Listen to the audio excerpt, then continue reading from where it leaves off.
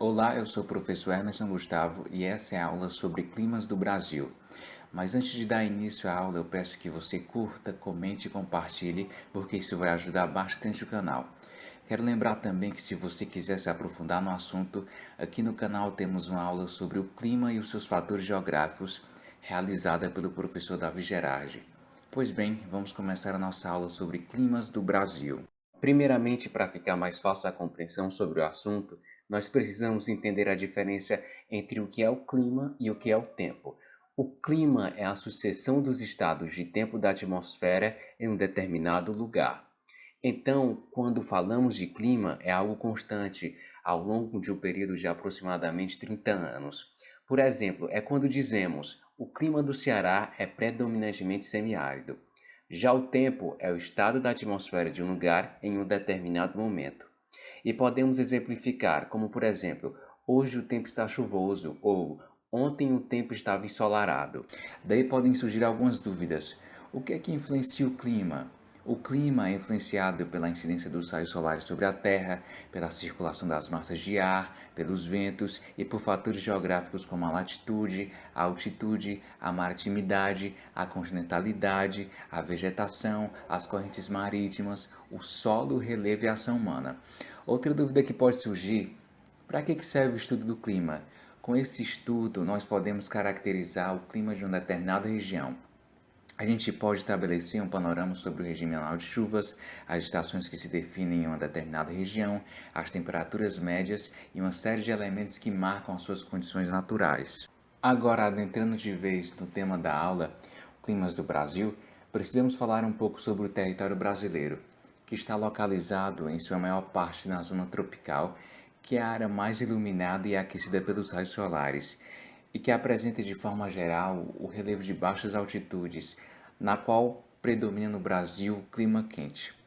Quanto à umidade, o território é bem regado pelas chuvas, graças à ação de massas de ar úmidas, com exceção do sertão nordestino, cujo clima é semiárido, na qual é bastante conhecido pelas secas, e que já foi, por exemplo, tratado em livros como o 15 de Raquel de Queiroz. Dessa forma, o Brasil apresenta diversos climas, entre eles o clima equatorial, o clima tropical, que subdivide-se nos climas clima tropical do Brasil Central, clima tropical semiárido do sertão do Nordeste, clima tropical litorâneo úmido, clima tropical de altitude e o clima subtropical úmido. E vamos abordar cada um deles. O clima equatorial. O clima equatorial ocorre na região norte do Brasil, nas proximidades da linha do Equador. A temperatura média anual é de superior a 25 graus Celsius. Um conceito importante que deve ser explicado é o conceito de amplitude térmica, que é a diferença entre a temperatura máxima e a mínima registradas em um período. Nesse clima, a amplitude térmica anual é pequena, ou seja, tem baixa amplitude térmica, e as chuvas nesse tipo de clima são abundantes. Portanto, o clima equatorial é um clima quente e úmido. Um exemplo disso é a floresta amazônica. O clima tropical. No clima tropical, a temperatura média anual é de 18 graus Celsius. Esse clima é predominante no Brasil, por isso o Brasil é conhecido como um país tropical. E esse clima pode ser dividido em 4 subtipos, de acordo com o regime das chuvas, sendo eles o clima tropical do Brasil Central, o clima tropical semiárido do Sertão do Nordeste, o clima tropical litorâneo úmido, o clima tropical de altitude e o clima subtropical úmido. No clima tropical do Brasil Central, ou como pode ser chamado também de clima tropical continental, o período de chuvas ocorre no final da primavera, que é em novembro, e no verão, ou seja, de dezembro a março. A estiagem desse clima ocorre no inverno. Com isso, esses períodos regulam a atividade agrícola. O preparo do solo ocorre durante a seca e o plantio um pouco antes das chuvas. Um exemplo de cidade em que está presente esse clima é a cidade de Brasília, a capital do Brasil.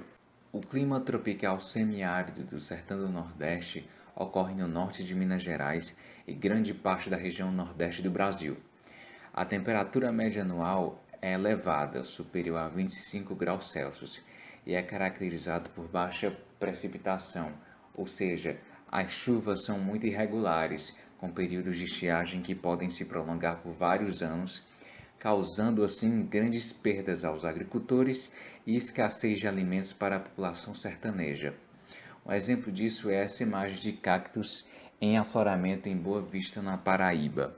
O clima tropical litorâneo úmido ocorre no litoral brasileiro, que vai do Rio Grande do Norte a São Paulo.